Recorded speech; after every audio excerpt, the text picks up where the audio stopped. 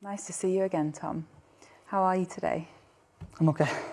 So I understand that since I was seeing you that while ago, that you're in hospital again. Yeah.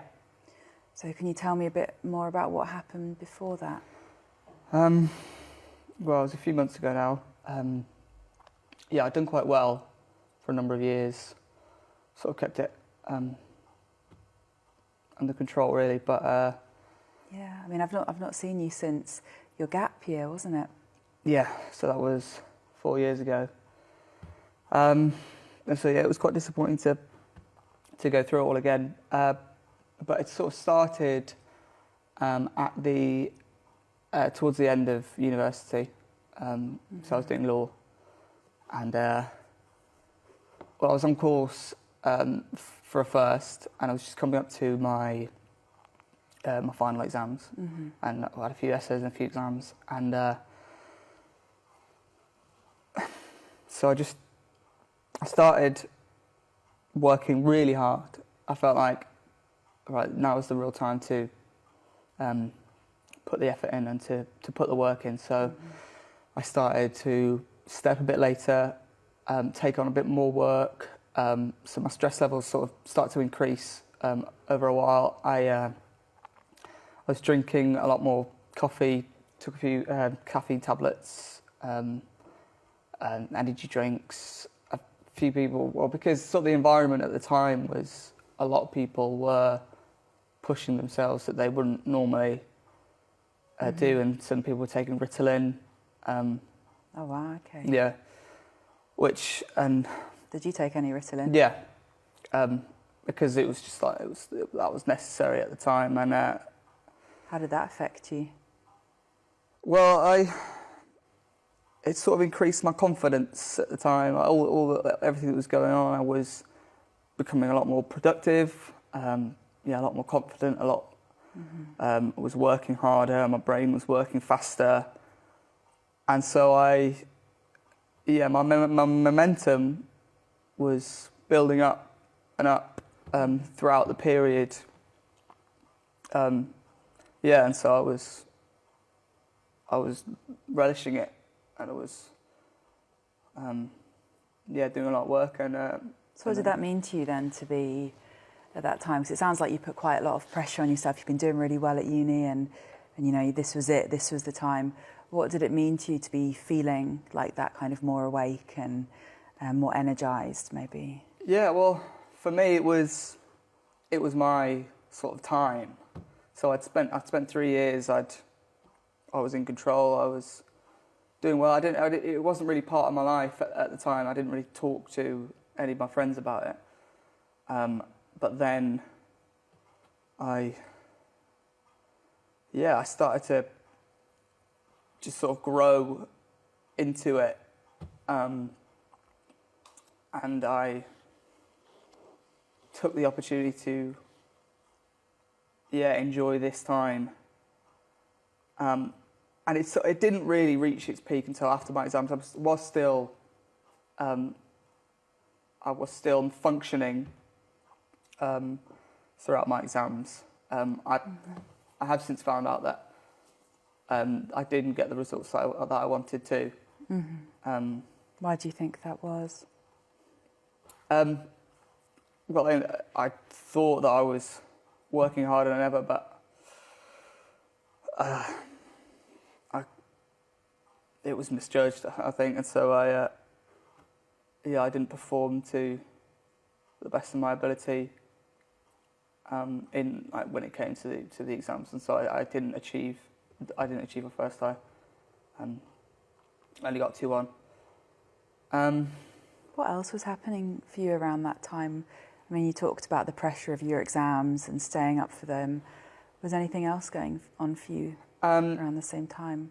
Well, so it was the end of university, and that was the time where, well, as soon as that period stopped of work, then I was sort of let off the leash a bit, and I just sort of to grow even further. So I mentioned I was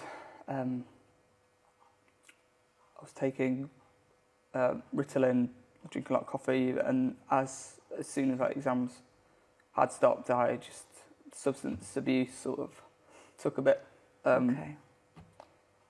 more of a hold. And yeah, I just sort of grew into this person who I thought was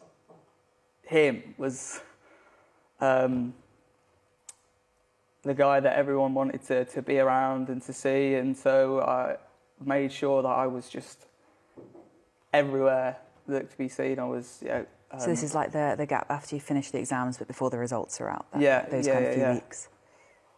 So we were just going out a lot, if not every night. You said that you were taking Ritalin and drinking a lot of coffee. Yeah. And using other drugs as well. Yeah, it sort of developed into cocaine, a lot of cocaine, MDMA, MCAT. And how did they affect you? I honestly was on cloud 9 at the time. I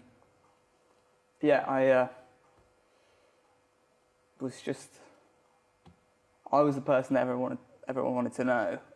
In my head, I put myself at the centre of the universe, and I convinced a friend of mine who develops apps that we should.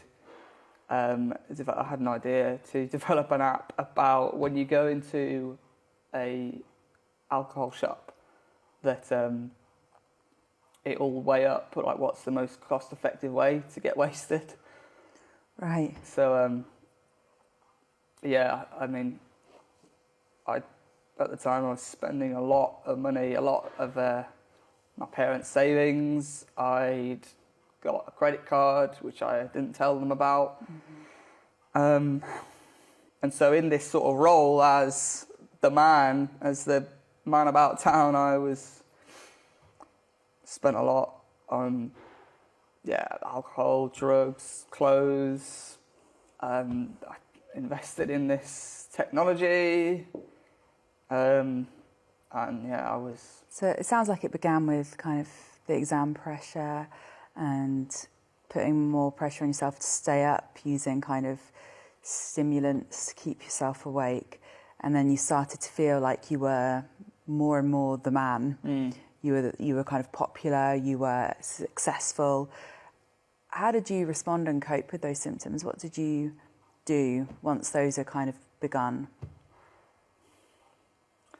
Well, having not had to deal with my illness throughout university, and for it not being a part of that world, I didn't confront those symptoms in a way that's going to have long-term sort of stability. It began with doing the work that I needed to do. That's just what I needed to do in order to achieve my goals and to achieve what I want to. And then I just let it take hold, and it was all part of it. Wasn't the illness, it was me. It was just I was the master of this whole situation, and everything that was happening was down to my own doing. So it sounds, you say on the one hand you didn't confront it, you kind of just let it roll. And on the other hand you said that you kind of took it as evidence that you were very energetic, you were powerful. This was all kind of explained about who you were. And I guess, how did that affect you, looking at things in that way?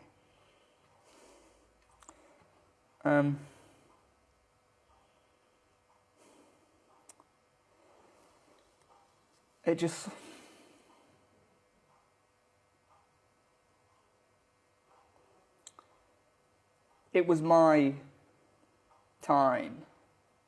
It had all been leading to this was the moment where I would sort of become the person that I wanted to be. Mm-hmm. All the hard work, everything, like all the work that my parents had done for me, all the work that I'd been doing, it was now crystallising. Mm-hmm. It felt like you were on the brink of something enormous from the sounds of it.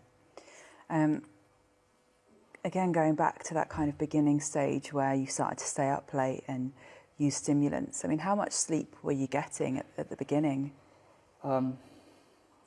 It gradually diminished. I think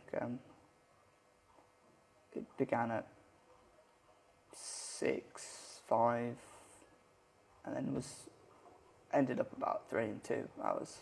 And what kind of things did you notice? Did you notice any changes from having less and less sleep in your body, maybe, or the way you were thinking?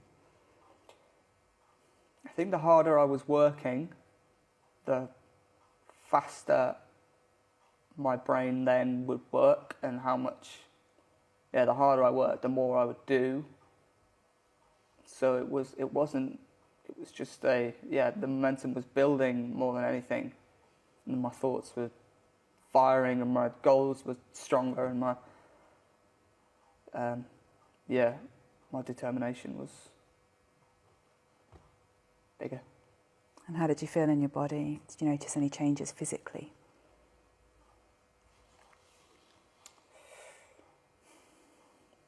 Not that I can recall at the time. Maybe I was avoiding confronting any negative effects, but nothing powerful comes to mind. Okay. And once things were a bit further along after your exams, you said you were going out a lot, you convinced your friend to do this app.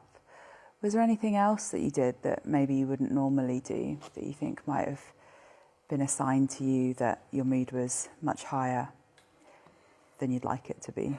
I had a lot of savings that my parents had built up for me, which don't really exist anymore, either through the money I invested, and through drugs, clothes. I had a girlfriend at the time, but because I was the main character in a sense, that I was only really the person that mattered, and so sort of those around me, especially her, it just sort of didn't really have as much importance. So on nights out, she just wouldn't be in my mind, and so there would be other women. Okay. So. And how do you feel about that now, looking back on it?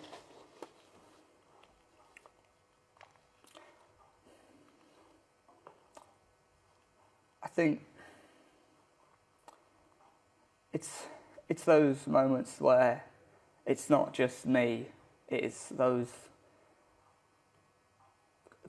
closest to you and those around you that have to suffer them more than anyone else. That brings a lot of the shame. Yeah.